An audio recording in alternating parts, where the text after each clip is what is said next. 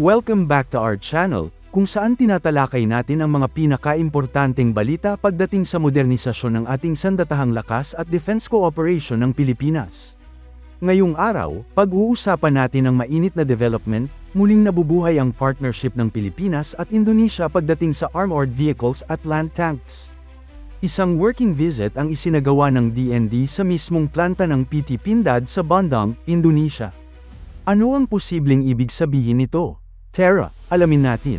Pero bago tayo magsimula, tandaan natin na ang matatag na Pilipinas ay hindi lang nabubuo sa lakas militar, kundi sa maayos na pamahalaan, paglaban sa korupsyon, pagtanggi sa political fanaticism, at pagsugpo sa fake news. Mahalaga yan para sa tunay na seguridad at katatagan ng bansa. Ang PT Pindad ay isa sa pinakamalaking defense manufacturer sa Southeast Asia. Ito ay state-owned company ng gobyerno ng Indonesia na may kakayahang gumawa ng malawak na range ng defense equipment.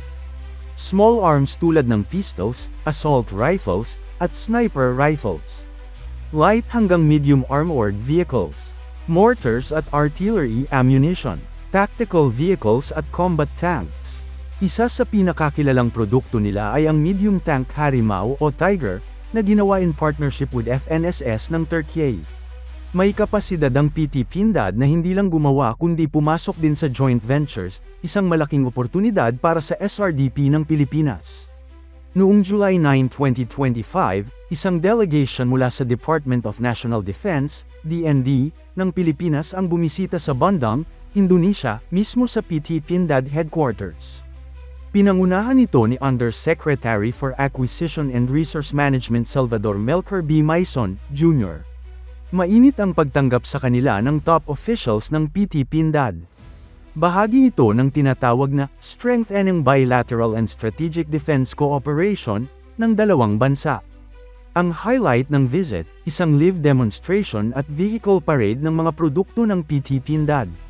Kasama dito ang Harimau Medium Tank, Anoa 26x6 Armored Personnel Carrier, Komodo 4x4 Tactical Vehicle, Tiger MV1 at MV3 tactical vehicles. Hindi lang yun, nakapag-firing session pa si USEC. Maison gamit ang DMR SPM-1 sniper rifle gawa rin ng Pindad. Pero bakit biglang may renewed interest sa PT Pindad? Simple lang, nagkakaroon ng delay sa deliveries mula sa ibang suppliers. Partikular na tinutukoy ang Israeli supplier ng Sabra Ascod Light Tank at Guarani 6x6 Wheeled APC projects. Matagal na ang commitment pero delayed pa rin ang mga deliveries. Kaya ngayon, nagpaparamdam ang Pilipinas sa mga alternatibong supplier na handang magbigay hindi lang ng produkto, kundi pati investment sa local production. At dito pumapasok ang PT Pindad. Ang Indonesia, bukod sa may sarili ng karanasan sa localized defense production, bukas sa joint ventures at posibleng maglagay ng manufacturing support dito sa Pilipinas bilang bahagi ng Self-Reliance Defense Posture o SRDP program. Sa madaling salita, kapag hindi maaasahan ng ibang foreign suppliers, dapat lumingon tayo sa kapitbahay natin sa ASEAN. Sa totoo lang, hindi na bago ang ideya ng kooperasyon sa pagitan ng Pilipinas at PT Pindad. Ilang taon na rin ang nakaraan, nagkaroon na ng mga pag-uusap kung saan nagpakita ng interest ang PT Pindad na makipagtulungan hindi lang sa Department of National Defense kundi pati na rin sa government arsenal at ilang pribadong kumpanyang Pilipino para sa joint production ng small arms at ammunition. Hindi ito ang unang beses na napag-usapan ang posibilidad ng localized manufacturing ng mga armas at bala dito sa Pilipinas, kung saan si PT Pindad ang posibleng maging supplier ng teknolohiya habang tayo naman ang magpo-provide ng production space, manpower, at distribution access. Ang ganitong arrangement ay swak na swak sa layunin ng Self-Reliant Defense Posture, SRDP, ng bansa. Kung may tutuloy ito, hindi malayo na sa hinaharap ay makakita tayo ng mga produktong may tatak na designed by Pindad, built in the Philippines. Isa pang interesting na punto ay ang regional diplomacy aspect ng ganitong defense partnership.